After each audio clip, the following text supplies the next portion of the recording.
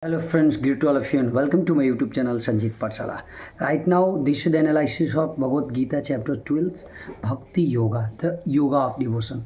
So if you are interested to study Bhagwat Geeta, so serially, I am going to analyze all the chapters of Bhagwat Geeta, and this is the 12th chapter. What is in this chapter? Uh, I'm going to analyze. So listen to me carefully, guys. It's the most important chapter. Its name is the Yoga of Devotion, Bhakti Yoga. In this chapter, it explains the power of the devotions and describes the qualities of a true devotees. It contains 20 verses. It's a very smallest chapter. Arjuna's questions. The Arjuna asked Krishna, "Who is better, the devotee who worship you in a personal form, or the person who meditate on the formless, imperishable Brahmans?" Krishna replies that the both paths can lead to the Supreme, but the path of devotion is generally easier for ordinary human beings. Guys, the path of a personal devotion, the Krishna says that a person who fixes the mind on God, has a faith and devotion, surrenders to God, performs action for God, remains a balance in success and failures, is a true devotee. The central message is love and devotion make our spiritual life easier and more natural. A gradual path of a spiritual progress. Krishna gives a different levels of a spiritual practice. First, fix your mind on God. Always remember God and develop devotions. Second, practice meditation. If you cannot constantly think of God, practice regularly. Third, work for God. If meditation is difficult, perform your duties as an offering to God. Fourth, renounce the fruit of actions. If even this is difficult, give up attachment to the results of your actions. This shows that a spiritual progress is gradual. A person can begin from any level.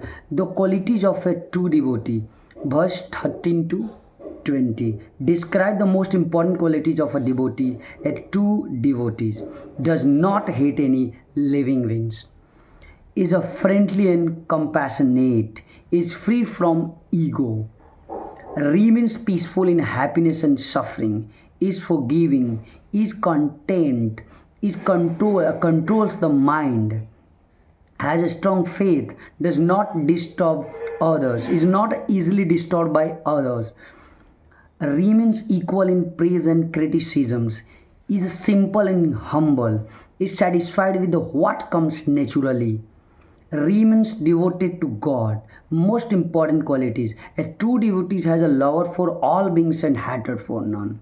Main philosophy of chapter 12. The central teaching of this chapter is that devotion is not merely a ritual or worship, it is a way of living.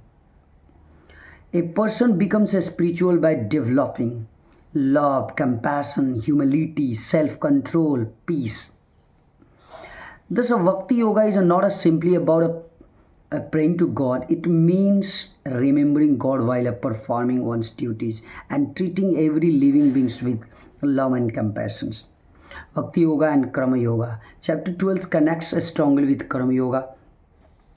A devotee does not necessarily leave the world. Instead, he or she perform a duty sincerely, does not become egoistic, does not become attached to results, and offers actions to God, accepts success and failures without value. This is why Bhakti Yoga is a practical path for everybody. Important mission for a modern life. The chapter 12 teaches us how to remain peaceful in a stressed world. When you develop devotions, we become less selfish. We become more compassionate. We stop depending completely on praise. We become stronger in difficulties. We learn to accept situations. We develop inner peace. The true taste of spirituality is not how much we pray, but how we behave with other people. Conclusion of the Bhagavad Gita chapter 12 is that the chapter 12 Bhakti Yoga is one of the most beautiful and practical chapters of the Bhagavad Gita, Krishna teaches that the highest devotee is not merely a person who has performed religious rituals. The highest devotee is one who is a kind, humble, peaceful, self control, free from hatred, and devoted to God. One line summary: God, love God, perform your duties, surrender the results, and treat all beings with the compassions. This is all about the chapter 12. So, my dear friends, if you are interested, so I already told you that please try to understand the analysis of the Bhagavad Gita, all chapters, and if you are able to understand, then you try to study in details. So it's my duty to tell you the analysis of Bhagavad Gita and why this is the most important. Because everybody praises Bhagavad Gita is the most important part of the human lives, and everybody should study this. Why? Because Bhagavad Gita teaches us the path of the duty of the human beings. So guys, it's enough. Great all of you. Jai Hind.